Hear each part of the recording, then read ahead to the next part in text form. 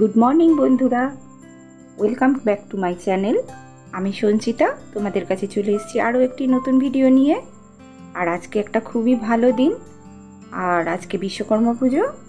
আশা করছি তোমরা যে যেখান থেকে দেখছো তারা অবশ্যই খুব ভালো আছো, সুস্থ আছো, সাবধানে আছো এবং আজকের দিনটা খুব ভালো করে তোমরা সবাই এনজয় করবে। তো চলো আজকের ভিডিওটা শুরু করছি। একদম এখন সকাল 6টা, আর আজকে একটু তাড়াতাড়ি উঠেছি, উঠে সমস্ত কাজ করে নিচ্ছি, কারণ আজকের দিনটাতে সবাই বাইরে যাবে। কারণ মেয়েরও নিমন্ত্রণ আছে একটা বন্ধুর বাড়িতে, কারণ যেহেতু আজকে রান্না পুজোর খাবার, সেই জন্য আজকে ওর নিমন্ত্রণে যাবে। ওর বাবারও 2-3 জায়গায় নিমন্ত্রণ পড়েছে, কিন্তু যাবে কি না এখনও ঠিক নেই।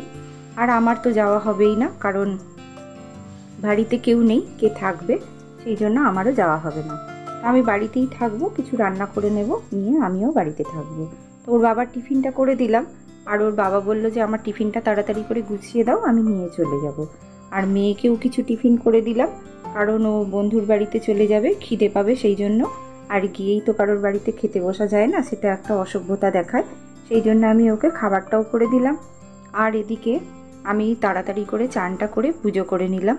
অনেক সকালে যেহেতু উঠেছি, সেহেতু সমস্ত কাজ সেরে নিয়ে ঘরটাও পরিষ্কার করে নিয়েছিলাম, কিন্তু তোমাদের সঙ্গে সেটা শেয়ার করা আমার হলো না, কারণ ওরাও আজকে অনেক সকালে উঠে পড়েছে, আর ঘরের মধ্যেই এদিক ওদিক করছে বলে আমি আর সেটা তোমাদের সঙ্গে শেয়ার করতে পারিনি। জানোই তো আমার একটা ঘর, তাই এদিক ওদিক করে এবারে মেয়ে রাত্রিবেলা পড়েছিল, সেই টেবিলটা ঠিক করা হয়নি, টেবিলটাও একটুখানি ঠিক করে নিলাম।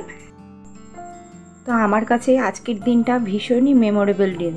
কারণ কি জানো তো, আমার বাবা সার্ভিস করতেন সিমেন্স কোম্পানিতে, জার্মানি ফার্ম ছিল, সেখানে সার্ভিস করতেন। আর আমরা বাবার সঙ্গে একদম সকালবেলা উঠে আর বাবার সঙ্গে চলে যেতাম বাবার অফিসে। আর সেখানে এত সাংস্কৃতিক অনুষ্ঠান হতো, গান, নাচ, আঁকা প্রতিযোগিতা, সমস্ত কিছুর রকমের ভালো ভালো আর্টিস্ট নিয়ে আসা হতো, মানে গানের আর কি। তারা ওই গান গাইতো, আমরা বসে সেই ফাংশানে দেখতাম। আর এত ভালো লাগতো সেই অনুষ্ঠানটা। তারপরে বাবাদের ওখানে অফিস থেকে খাওয়ানো হতো, তা আমরা খাওয়া দাওয়া করে তারপরে বাড়ি আসতাম। কিন্তু শেষের দিকে যেহেতু অনেক কিছু অসুবিধা আছে, বাবাদের আর খাওয়ানোটা বন্ধ হয়ে গিয়েছিল, তখন বাবাদের অফিস থেকে 2টো করে খাবারের প্যাকেট দেওয়া হতো। সেই বিরাট বড় বড় 2খানা বক্সের মধ্যে করে, একটা স্ন্যাক্সের প্যাকেট আর একটা হচ্ছে তোমার মিষ্টি। সব থেকে বড় এবং সেরা যে মিষ্টিগুলো, সেই মিষ্টিগুলোই সেই বক্সের মধ্যে দেওয়া হতো।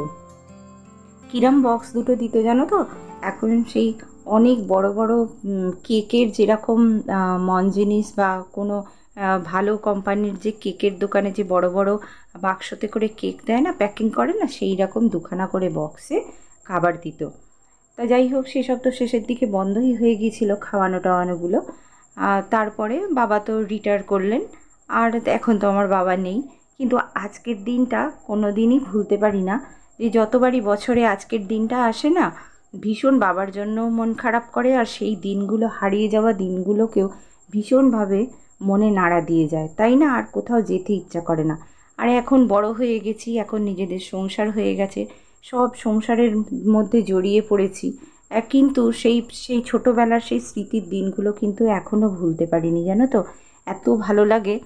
তো যাই হোক, এইসব নিয়েই আমাদের চলতে হবে, স্মৃতিটুকুনিই আমাদের থাকবে, আর তাকে বহন করে যেতে হবে। কারণ কিছু কিছু স্মৃতি আছে যেগুলো সারা জীবনেও ভোলা যায় না, সেগুলো সুখস্মৃতি হয়ে জীবনের সঙ্গে জড়িয়ে থাকে।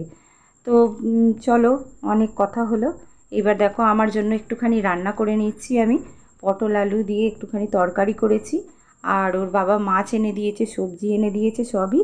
ওর বাবা বললো তাহলে একটুখানি ইলিশ মাছ ভাজা করে নাও, তাই ইলিশ মাছ ভাজা করে নিচ্ছি। ওর বাবা বললো আমার ঠিক নেই, আমার জন্যও করো, কারণ আমি যাবো কি না ঠিক নেই। তাই এই যে চিংড়ি মাছ এনে দিয়েছে, চিংড়ি মাছটা ধুয়ে তুলে দেবো, কারণ ভালো লাগছে না চিংড়ি মাছটা কাটতে, অনেকটাই এনেছে। তাই মাছগুলো সব ধুয়ে ফ্রিজে তুলে দিলাম, সবজিগুলোও সব তুলে দিয়েছি। তা ভাবলাম যে শুধু ওই শুকনো শুকনো খাওয়া যাবে, সেই জন্য একটুখানি উচ্ছেও ভেজে নিচ্ছি, কারণ ওর বাবা উচ্ছে খেতে খুব ভালোবাসে। তাই এই যে মচমচে করে ভেজে নিচ্ছি ছাকা তেলে। তা আমারও খুব ভালো লাগে উচ্ছে ভাজা খেতে, জানো তো। আমাদের একটা তেঁতোর পদ থাকেই প্রত্যেক দিনই, তেতো নয় শাক, এইগুলো কিন্তু আমরা খেতে খুব ভালোবাসি। তা আমার তো মোটামুটি সব তো রান্না হয়েই গেছে, দেখলে আমার হয়েই গেল, তা ভাতও হয়ে গেছে। এই সমস্ত করে নিয়ে আর কি করব বলো তো, এবার সেই সকালবেলা অনেকগুলো জামা কাপড় ধুয়ে দিয়েছিলাম, কেচে দিয়েছিলাম। এই কদিন ধরে যে বৃষ্টি হলো না ভীষণ, সেই বৃষ্টিতে আমি তো জামা কাপড় ধুতে পারিনি, সব একটা বাস্কেটের মধ্যে কি করেছিলাম যেন 3-4টে করে সেট সব একসঙ্গে রেখে দিয়েছিলাম। তোমরা তো জানোই যে আমার তো মেলার জায়গা নেই, সেই জন্য আমি সব এগুলো রেখে দিয়েছিলাম। আজকে আর্লি মর্নিং উঠে একদম আগে কেচেছি, কেচে শুকনো করতে দিয়ে দিয়েছি, তারপরে আমি সব কাজ করেছি, বাসন মেজেছি, সব কাজ করেছি। আর বাসন মাজার জল তো আগের দিন বিকেলবেলা তুলে রেখে দিয়েছিলাম, সেই জলে বাসনগুলো ধুয়ে নিলাম, কারণ জল আসা পর্যন্ত অপেক্ষা করলে আমার আর কোনো কাজই হবে না। আর ওদেরকেও আমি টিফিনটা দিতে পারতাম না তাড়াতাড়ি করে, মেয়ে তো চলে যাবে বন্ধুর বাড়িতে, যাবে বলে রেডি হয়ে গেছে। আর এই যে আমি জামা কাপড়গুলো দেখো, এত রোদ বেরিয়েছে, আর এত মানে দাঁড়ানো যাচ্ছে না রোদের মধ্যে, এত গরম লাগছে। তো সেই সমস্ত জামা কাপড়গুলো সব গুছিয়ে তুলে নিলাম, আর তুলে নিয়ে এবার এগুলোকে তো আবার গুছিয়ে রাখতে হবে না। তো এইভাবেই আমার তো সকালটা থেকে চলে গেল। এবার ওরা চলে যাবে, বাড়িতে আর কেউ নেই, আমাকে একাকেই থাকতে হবে। তো চলো, যে সমস্ত বন্ধুরা তোমরা আমাকে কমেন্ট করেছিলে, আমার কমেন্টের উত্তর দিতে একটু দেরি হয়ে গেল, কারণ আগের ব্লগে আমি দিইনি, তা তোমাদের নাম করিনি। রূপা দেবী অফিসিয়াল ব্লগ আর মনিকা ঘোষাল এই ফ্যামিলি কুকিং ব্লগস, তো সবাইকে আমার আন্তরিক ধন্যবাদ। আর তোমরা বলেছো আমার ভিডিওটা দেখতে তোমাদের খুবই ভালো লাগছে, আর তোমরা পুরোটাই দেখছো, তাই এর জন্য তোমাদের অসংখ্য ধন্যবাদ। তো দেখো, আমি একটা ব্লান্ডার করেছি, কারণ সকালবেলা আমি একটুখানি বাড়িতে কেউ ছিল না বলে আমি একটু চোখটা লেগে গেছে, ঘুমিয়ে পড়েছিলাম যেন। আর সকালবেলা রান্না টান্না সেরে তখনও জল ছিল অল্প, আর কি করেছি বলো তো, বেসিনের মধ্যে বাসন রেখে দিয়েছিলাম কিছুটা, যেটা ধোয়াই বাসন এনে রেখে দিয়েছিলাম আর একবার ধুয়ে নেব বলে। আর কলটা খোলা ছিল, জল চলে গিয়েছিল, কলটা খুলে রাখা ছিল। আর এই যে বিকেলবেলা জল এসেছে, দেখো চারিদিকে জল থই থই করছে, আর আমার এত বিরক্ত লাগছে কি বলবো, নিজের ওপরেই ভীষণ রাগ হচ্ছে, যেন মনে হচ্ছে নিজেকেই নিজে শাস্তি দিই। এত রাগ হচ্ছে যে কি বলবো, চারিদিকে জল পড়ে ভর্তি হয়ে গেছে। আর তোমরা তো জানোই যে আমার তো রিজার্ভার নেই, আমার ডাইরেক্ট কল, সেই জন্য কি হয়েছে বলো তো, জলটা যখন এসেছে না একদম স্পিডে এসেছে, আর সেই জলটা বাসনের উপর পড়ে ছিটকে চারিদিক হয়ে গেছে। আমি দুপুরবেলা সমস্ত বাসন রান্না টান্না করে নিয়ে বাসন ধুয়ে আর রেডি করে এখানে রেখে দিয়েছিলাম, সেগুলো আবার নতুন করে আমাকে ধুতে হলো। আর নিচে তো একদম জল থই থই করছে, ভীষণ রাগ হচ্ছে যেন। এক এক সময় না নিজের কাজের উপরেও নিজের এত রাগ ধরে যে কাকে শাস্তি দেবো ভেবে পাই না, নিজেকেই শাস্তি দিতে মনে হয় ইচ্ছা করে। যে দেখো একবারে ডবল খাটুনি আমার, আমার আবার কাজ বেড়ে গেছে। তো যাই হোক, আমার তো খাওয়া হয়নি এখনও, ওর বাবা এলে তবে আমরা খাবো।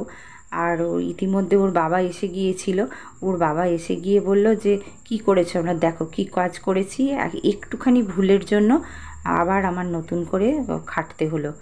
তাই দেখো, এই নতুন করে আমায় খাটতে হচ্ছে, আবার মুছতে হচ্ছে, মুছে টুছে পরিষ্কার করে দুপুরবেলা গিয়ে শুয়েছিলাম, আর এই জল এসে যাবার জন্য আবার আমার নতুন ডবল করে খাটতে হচ্ছে। তো এইবার ওর বাবা এসে গেল, বাবার সঙ্গে খেয়ে নিলাম, দুজনে একসঙ্গে খেয়ে নিয়ে দেখলাম যে জল যখন এসেই গেছে, আর অনেকটা বেলা হয়ে গিয়েছিলো যেন, খেতে ভালো লাগছিল না। তো যাই হোক, একা ছিলাম তো ওই জন্য ভালো লাগছিল না খেতে। তো খাওয়া দাওয়া হয়ে যাবার পরেই ভাবলাম যে না, রুটিটা করেই নিই বিকালের জন্য, কারণ একবার যখন রান্নাঘরে ঢুকেছি তখন রান্নাঘরের কাজটা পুরোটাই শেষ করে নিই, শেষ করে নিয়ে তারপরে একদম বেরিয়ে যাব। তা সেই জন্য আমি রুটিটাও করে নিলাম, আর সকালবেলা কেটে রেখেছিলাম পেঁপে আর একটু ছোলা ভিজিয়ে দিয়েছিলাম সকালবেলা, সেই পেঁপেটা দিয়ে ডালনা করব। আর আমাদের তো লাড্ডু আছে, শশা আছে, কেটে নেবো, রাত্রের খাবারটা হয়ে যাবে। তো যাই হোক, এই হয়ে গেল আমার রাত্রিরের তরকারি, সবই শেষ হয়ে গেল। করে টোরে নিয়ে আমি একবারে ঘরে চলে যাব, আর রান্নাঘরের দিকে আসবো না। সারা সকাল খাটি জানো তো, আর এই বিকেলবেলা না একদম রান্নাঘরে ঢুকতে ইচ্ছা করে না। তো যাই হোক, এই রান্নাঘরে ঢোকার ব্যাপারটায় আমার সঙ্গে কারা কারা একমত তারা অবশ্যই কিন্তু আমাকে কমেন্ট করে জানাবে, ঠিক আছে? আজকের ভিডিওটা দেখতে দেখতে যে সমস্ত বন্ধুরা আমার ভিডিওটা দেখছো তাদের অসংখ্য ধন্যবাদ। আর তারাও অবশ্যই একটা লাইক ও কমেন্ট করতে ভুলো না। আর নতুন বন্ধুরা যারা তোমরা আছো তারা অবশ্যই একটা সাবস্ক্রাইব করে দিও, লাইক ও কমেন্ট করতে ভুলো না। আর আমার পরিবারের সমস্ত সকল সদস্যকে আমি অভিনন্দন জানাচ্ছি যে আমার ভিডিওগুলো দেখো, ভালো লাগলে অবশ্যই আমার সঙ্গে থাকো, আমার পরিবারে থাকো। আসছি আর একটা নতুন ভিডিও নিয়ে। ততক্ষণ তোমরা সবাই ভালো থেকো, সুস্থ থেকো। টাটা।